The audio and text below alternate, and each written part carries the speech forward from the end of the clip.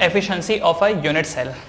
पहले तो packing efficiency क्या होती है? पैकिंग एफिशिएंसी का मतलब होता है कि आपके पास जो भी चीज दे रखी है आपने उसको कितने अच्छे से पैक कर रखा है। ओके, एक सूटकेस की बात करते हैं। अगर आप किसी सूटकेस में जितनी ज्यादा ड्रेसेस डाल सकेंगे मतलब आपने उतना ही एफिशिएंटली पैक कर रखा है। एक सूटकेस में पहले आपने 12 ड्रेस डाली थी, अब उसी सूटकेस में आपने 15 ड्रेस डाली है। इसका मतलब क्या हो गया? इसका मतलब ये हो गया कि सेकंड टाइम आपने ज्यादा अच्छे से पैक किया है, राइट? क्योंकि सूटकेस वही है, सूटकेस वही है, लेकिन पहले 12 ड्रेसेस थी, अब कितने ड्रेसेस है वहां पर? 15 ड्रेस है, राइट? तो पैकिंग एफिशिएंसी का मतलब ही यही है कि आपने किसी भी चीज को कितने अच्छे से पैक कर रखा है। अब केमिस्ट्री में हम जो पढ़ रहे हैं वो है packing efficiency of a unit cell, कि एक यूनिट सेल की कितनी पैकिंग एफिशिएंसी है। अब जो यूनिट सेल है उसके अंदर आप जितने ज्यादा एटम्स भर पाए, अब एटम्स भी हो सकते हैं, मॉलिक्यूल भी हो सकते हैं, आयंस भी हो सकते हैं, कुछ भी हो सकते हैं, तो कलेक्टिवली मैं इनको कहूंगा स्फीयर। तो आप एक यूनिट सेल में कितने स्फीयर डाल पाते हैं, आप एक यूनिट सेल में कितने स्फीयर डाल पाते हैं, वो बताएगी कि उसकी पैकिंग एफिशिएंसी कितनी होती है। ओके, वो बताएगी उसकी पैकिंग एफिशिएंसी कितनी होती है। तो अगर मैं पैकिंग एफिशिएंसी का फॉर्मूला बोलूं तो क्या बनेगा पैकिंग एफिशिएंसी का formula? Packing efficiency will become number of sphere multiplied by 4/3 pi r cube, multiplied by 4/3 pi r cube divided by volume of unit cell, divided by volume of unit cell, unit cell का volume. ठीक है, ये होगी उसकी packing efficiency. अगर percentage में change करना होगा तो फिर बाद में हम लोग उसको मल्टीप्लाई बाय 100 करेंगे। ओके, अब यहां पर देखिए पैकिंग एफिशिएंसी के न्यूमरेटर में क्या है? नंबर ऑफ स्फीयर, कि उस यूनिट सेल के अंदर कितने स्फीयर हैं, और हर एक स्फीयर का वॉल्यूम क्या होगा? 4/3 pi are cube, alright, divided by volume of unit cell, की यूनिट सेल का वॉल्यूम यहां पर कितना है। ये बिल्कुल वैसे ही हो गया कि जैसे अटैची तो वही है, डिवाइडेड बाय अटैची जो आपने ले रखी है, और उसके अंदर आपने कितने ड्रेस डाल रखी है, कि तो 15 ड्रेस पर अटैची। तो ये पैकिंग एफिशिएंसी हो गई। प्रीवियस केस में क्या था? 12 ड्रेसेस पर सूटकेस, राइट? 12 ड्रेसेस पर अटैची पर सूटकेस, हिंदी में अटैची बोलते हैं उसको। तो ये हो गया पैकिंग एफिशिएंसी का फॉर्मूला। अब हमारे पास जो सामने है वो है सिंपल क्यूबिक यूनिट सेल। हमारे पास जो सामने डायग्राम है उसमें क्या है? Simple cubic unit cell. अब आपको तो पता ही होगा कि सिंपल क्यूबिक यूनिट सेल में नंबर ऑफ स्फीयर कितने होते हैं? तो 8 स्फीयर होते हैं, हर एक कॉर्नर पे 8 स्फीयर होते हैं, और हर एक स्फीयर का कंट्रीब्यूशन कितना होता है कॉर्नर पे? 1/8। तो 8 × 1/8। चाहो तो उसको लिखा भी जा सकता है, और नहीं भी है तो आपको पता ही होगा उसको, है ना? तो नंबर ऑफ स्फीयर कितने हो गए यहां पर? नंबर ऑफ स्फीयर हो गए यहां पर 1। नंबर ऑफ स्फीयर कितने हो गए इन सिंपल क्यूबिक यूनिट सेल? 1। और हर एक का वॉल्यूम कितना? 4/3 पाई आर क्यूब। हर एक का वॉल्यूम कितना हो गया? 4/3 pi are cube, divided by volume of the unit cell. अच्छा, यूनिट सेल की लंबाई चौड़ाई हाइट कितनी होती है? a क्यूब होती है, डिवाइडेड बाय a क्यूब, है ना? तो अब हम क्या करेंगे? कट करने की कोशिश करेंगे, पर एक समस्या है यहां पर। समस्या यह है कि न्यूमरेटर है r के टर्म्स में एंड डिनोमिनेटर है a के टर्म्स में। तो क्या करें? तो आप इस डायग्राम को देखो, इस डायग्राम को देखने से आपको एक चीज दिख रहा होगा कि a जो है इस यूनिट सेल का जो लंबाई है वो a है, और a में कितने r बन रहे हैं? नोट कर रहे हो जरा? a = 2r दिख रहा है आपको कि a का वैल्यू 2r है, मतलब ये जो यूनिट सेल है इसकी लंबाई में 2r मिले हुए हैं, सो a = 2r। तो यहां से हमको एक लिंक मिल गया। तो क्या मैं a = 2r की वैल्यू यहां पर सब्स्टिट्यूट कर सकता हूं? Yes, definitely. तो हम लोग यहां पर सब्स्टिट्यूट कर देंगे a = 2r। तो न्यूमरेटर तो यही बना 4/3 pi are cube, divided by a की जगह पर मैं क्या लिखता हूं? 2r। तो ये बन जाएगा 2r का होल क्यूब। तो जब आप इसे सॉल्व करेंगे तो ये बनेगा 4/3 pi are cube divided by this will become 8r cube. Are cube से आर क्यूब कैंसिल हो गया, 4 2 8। और जब आप इसे सॉल्व करेंगे फर्दर तो आपको मिलेगा पैकिंग एफिशिएंसी 0.524। अब देखो ये जो 0.524 है ये तो फ्रैक्शन में है, और अगर इसको हम परसेंटेज में चेंज करेंगे तो कितना बनेगा packing efficiency? Packing efficiency will become 52.4%। The packing efficiency will become 52.4%। अच्छा, इससे क्या पता चलता है? इससे यह पता चलता है कि इस यूनिट सेल में जो एक्चुअली जो स्फीयर ने जगह ले रखी है दैट इज 52.4%। 52.4% की जो जगह है वो एक्चुअली ऑक्यूपाइड है, और बाकी की जो जगह है वो कहां है? बाकी की जगह कितनी बची? बाकी की जगह कितनी बची? तो 100 में से 52.4 को माइनस कर देंगे, है ना? तो कितना बचता है? 47.6, राइट? तो बाकी की जो जगह है 47.6%, वो क्या है वहां पर? वहां पर वॉइड है। क्या है वहां पर? वहां पर वॉइड है, राइट? एक खाली स्पेस, वॉइड का मतलब क्या हो गया, एम्प्टी स्पेस, हम बोल सकते हैं इसको कि वहां पर क्या है, एम्प्टी स्पेस है। ऑलराइट, तो packing efficiency of a simple cubic unit cell is 52.4%। 52.4% जो है वो एफिशिएंसी होती है किसकी, सिंपल क्यूबिक यूनिट सेल की। एक और चीज ध्यान रखिए कि हम यहां पर क्यों पढ़ रहे हैं, एफिशिएंसी क्यों पढ़ रहे हैं हम लोग, पैकिंग एफिशिएंसी हम लोग यहां पर क्यों पढ़ रहे हैं, तो उसकी वजह यह है कि कोई भी क्रिस्टल जिसकी जितनी ज्यादा पैकिंग एफिशिएंसी होती है वो उतना ही स्टेबल रहता है, वो उतना ही ज्यादा स्टेबल रहता है। आप एक चीज सोच के देखें ना, बीच में खाली जगह बहुत है, अगर बीच में खाली जगह बहुत होगा तो वो स्टेबल नहीं हो पाएगा वो क्रिस्टल, और जितना ज्यादा वो डेंसली पैक्ड होगा, जितना ज्यादा टाइटली पैक्ड होगा, उतना वो हार्ड होगा, उतना ही ज्यादा वो स्ट्रांग होगा, इसलिए हम लोग इसको पढ़ते हैं।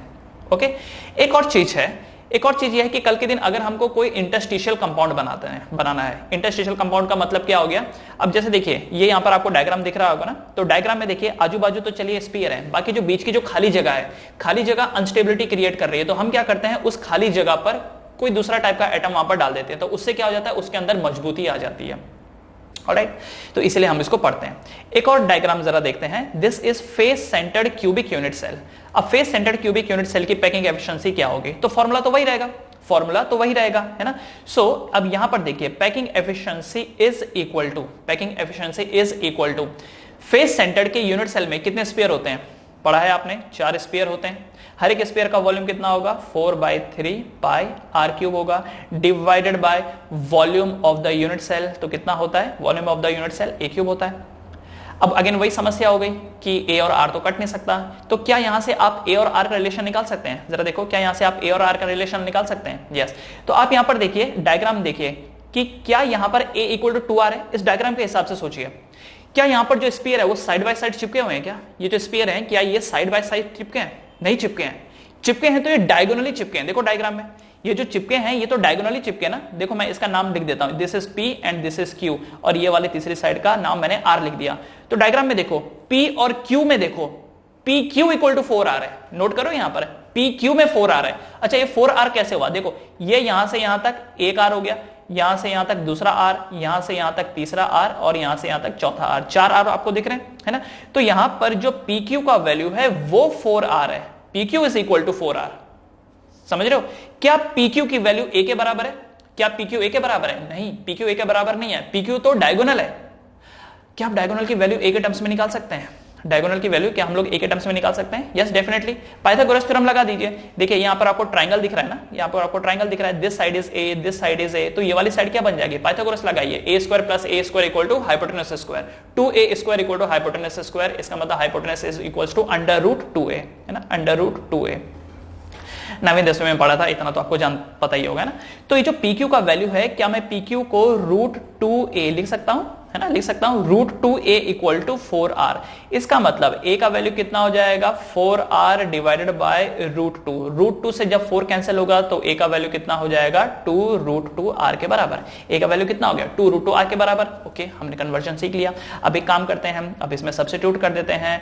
तो सब्स्टिट्यूट करते वक्त पैकिंग एफिशिएंसी, सब्स्टिट्यूट करते वक्त जो यहां पर पैकिंग एफिशिएंसी होगा, this will become 4 into 4/3 pi are cube divided by a की जगह पर क्या आ जाएगा, 2 रूट 2R का होल क्यूब, 2 रूट 2R का होल क्यूब। उसके बाद क्या होगा, उसके बाद न्यूमरेटर बन गया 16/3 pi are cube divided by 2 root 2 का होल क्यूब कितना होता है, 2 टू 4 टू 8, तो ये बन जाता है 8R क्यूब।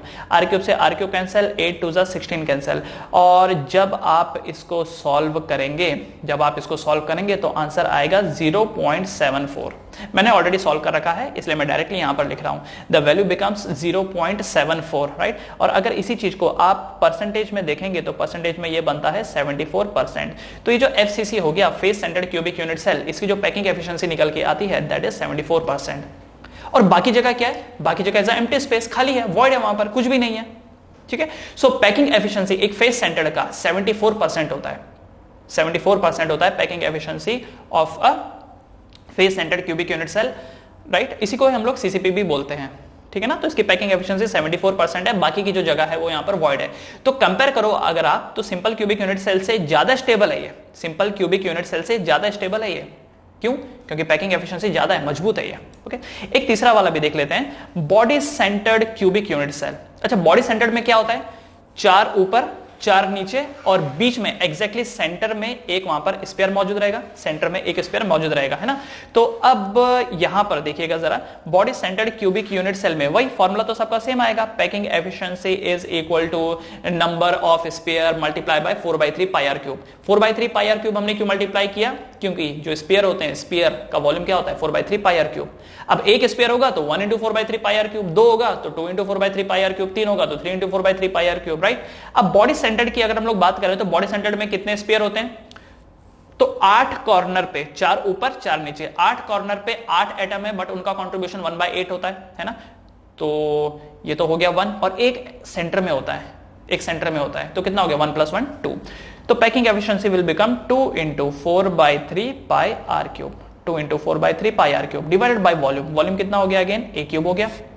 फिर वही बात होगी कि a और r आपस में कट नहीं सकते हैं, तो हम क्या करेंगे भाई, हम a को r के टर्म्स में चेंज करेंगे। तो a को r के टर्म्स में कैसे चेंज करेंगे, तो अब आप यहां पर देखिए, जैसे आपने सिंपल क्यूबिक यूनिट सेल में देखा था ना कि जो स्फीयर थे वो साइड बाय साइड टच हो रहे थे, जो स्फीयर थे वो साइड बाय साइड टच हो रहे थे, फेस सेंटर्ड में डायगोनली टच हो रहे थे, फेस सेंटर्ड में डायगोनली टच हो रहे थे। बीसीसी में कैसे टच होते हैं, ये जो बीसीसी है, बीसीसी में कैसे टच होते हैं, तो बीसीसी में टच होते हैं प्रिंसिपल डायगोनल के हिसाब से, प्रिंसिपल डायगोनल के हिसाब से। इसी को बॉडी डायगोनल भी कहा जाता है। अच्छा क्या होता है ये, सुनिए ध्यान से, आप जिस कमरे में बैठे हैं उसको इमेजिन करो, आप जिस कमरे में बैठे हो, आपकी पीछे वाली दीवार का top most corner right side का, आपके पीछे वाली दीवार का राइट साइड का टॉप मोस्ट कॉर्नर, जैसे वो वाला कॉर्नर हो गया, और आपके सामने वाली दीवार का बॉटम का लेफ्ट वाला कॉर्नर, मतलब बात समझ में आ रही है, पीछे वाली दीवार का राइट साइड का टॉप कॉर्नर और सामने वाली दीवार का लेफ्ट साइड का बॉटम वाला कॉर्नर, इनको एक लाइन से आप ज्वाइन करिए। इमेजिन करो, करो जरा इमेजिन, पीछे वाली दीवार है, आगे वाली दीवार है, पिछले वाली दीवार का राइट साइड का टॉप मोस्ट कॉर्नर, सामने वाली दीवार का लेफ्ट साइड का बॉटम वाला कॉर्नर, इनको आपस में आप डायगोनली जोड़ दीजिए, तो ये जो बन के आता है that is called as principal diagonal, that is called as principal diagonal. और ये जो प्रिंसिपल डायगोनल होता है, इसी में ही सारे स्पेयर टच होते हैं साइड बाय साइड बीसीसी के। देखो आपके सामने डायग्राम भी है, दिख रहा है आपके सामने डायग्राम भी है, तो उसी के हिसाब से टच होता है। तो अब बताइए कि अगर ऐसा है तो ए और आर का रिलेशन क्या है, ए और आर का रिलेशन क्या है। मैं अगेन इसको मार्क कर देता हूं, suppose this point is P, this point is Q. तो पी क्यू में क्या निकल के आ रहा है, पी क्यू में इस बार 4r निकल के आ रहा है ना। पी क्यू क्या यहां पर प्रिंसिपल डायगोनल है, PQ में 4r निकल के आ रहा है। But what is the value for principal diagonal, principal diagonal की वैल्यू क्या होती है, तो ये आप याद रख लीजिए, प्रिंसिपल डायगोनल की जो वैल्यू होती है वो √3a होती है। The value for principal diagonal is √3a, तो √3a = 4r। कई लोगों के मन में सवाल आएगा कि कैसे प्रिंसिपल डायगोनल √3a कैसे आया। देखिए एक चीज समझिए कि जब आप एक नॉर्मल हाइपोटेन्यूज की बात करते हैं तो हाइपोटेन्यूज का जो बेस हो गया वो a हो गया, हाइट a हो गई, तो पाइथागोरस थ्योरम लगाते हैं। तो पाइथागोरस थ्योरम में हाइपोटेन्यूज स्क्वायर क्या निकल के आता है, height square plus base square. इसका मतलब a square plus a square, solve करेंगे तो 2a स्क्वायर का रूट निकालेंगे तो क्या आएगा √2a, है ना। तो नॉर्मली जब आप हाइपोटेन्यूज निकालते हैं तो हाइपोटेन्यूज कितना निकल के आता है √2a, जो कि आपने पिछले वाले केस में भी किया था, पिछले वाले केस में भी यही किया था, हाइपोटेन्यूज इज √2a। लेकिन यहां पर लेंथ भी है, ब्रेड्थ भी है और हाइट भी है, तीनों चीजें यहां पर। जब आप बॉडी डायगोनल की बात करते हैं ना तो वहां पर तीनों चीज आ जाती है, लेंथ, ब्रेड्थ और हाइट। इसीलिए वहां पर जो प्रिंसिपल डायगोनल है, यहां पर प्रिंसिपल डायगोनल को मैंने किसका नाम दिया है, PQ का नाम दिया, राइट। तो यहां पर फॉर्मूला बनेगा PQ square is equal to length क्या है a स्क्वायर, ब्रेड्थ क्या है a स्क्वायर, हाइट क्या है a स्क्वायर। तो a square plus a square plus a square कितना हो गया 3a स्क्वायर हो गया। अगर PQ square is 3a square, इसका मतलब PQ का वैल्यू कितना हो जाएगा √3a हो जाएगा, समझ गए। तो नॉर्मली हाइपोटेन्यूज निकालने के लिए आपको a square plus a square करना पड़ता है, यहां पर आप क्या करेंगे a square plus a square plus a square, इसीलिए √3a = 4r। इसका मतलब a = 4r/√3, a = 4r/√3। बस इसी a की वैल्यू को यहां पे सब्स्टिट्यूट कर दीजिए। So this become packing efficiency is equal to 4 * 2 = 8/3 pi are cube divided by a की जगह पर क्या आ जाएगा, a की जगह पर आ जाएगा 4r/√3 का होल क्यूब। अब देखो इसके बाद जो सॉल्व करने वाला पार्ट है, क्या करोगे, 4r को एक्सपेंड करो, 4 × 4 × 4 है ना, 64r क्यूब डिवाइडेड बाय √3 का क्यूब कितना होगा, √3 × 3 होता है 3 × √3 3√3। तो जो कट सकता है आप उसको कट करो, और जब आप इन सबको कट करोगे तो आंसर आएगा 0.68। द पैकिंग एफिशिएंसी फ्रैक्शन में कितनी हो गई बीसीसी की 0.68, ऑलराइट। और यही चीज अगर पैकिंग एफिशिएंसी परसेंटेज में देखेंगे तो ये कितना निकल के आता है 68%। तो सबसे अच्छा कौन सा है पैकिंग एफिशिएंसी के टर्म्स में? सबसे अच्छा कौन पैक किया हुआ है? एफसीसी। सेकंड नंबर पे कौन आ रहा है? बीसीसी। और थर्ड नंबर पे कौन आ रहा है? Simple cubic unit cell. तो ज्यादा स्टेबल कौन सा बनेगा? तो ज्यादा स्टेबल बनेगा एफसीसी, उसके बाद बॉडी सेंटर्ड, और सबसे लास्ट में क्या होगा? Simple cubic unit cell. Alright, तो ये था पैकिंग एफिशिएंसी। ध्यान में रखने वाली चीज क्या है? ध्यान रखिए, ध्यान में क्या रखना है? इनका आपस में रिलेशन क्या है? साइड का और आर का रिलेशन क्या है? सिंपल क्यूबिक यूनिट सेल में a equal to 2r, a equal to 2r in a simple cubic unit cell. यही चीज जब आप फेस सेंटर्ड में देखते हैं तो √2a इक्वल टू 4r, और बॉडी सेंटर्ड में √3a इक्वल टू 4r। बस यही की है, बस यही चाबी है। बाकी जो है, बाकी तो सिंपल है ना। बाकी क्या है कि कितना वॉल्यूम ऑफ स्फीयर है डिवाइडेड बाय यूनिट सेल का वॉल्यूम कितना है, बस इतना ही है। ठीक है, तो जो की पॉइंट है वो यही है कि in a simple cubic unit cell a equal to 2r, in a FCC it is √2a equal to 4r, और बीसीसी में √3a equal to 4r। Okay, तो इस हिसाब से एफिशिएंसी निकल के आती है सिंपल क्यूबिक यूनिट सेल की 52.4%, एफसीसी की 74% एंड बीसीसी की 68%।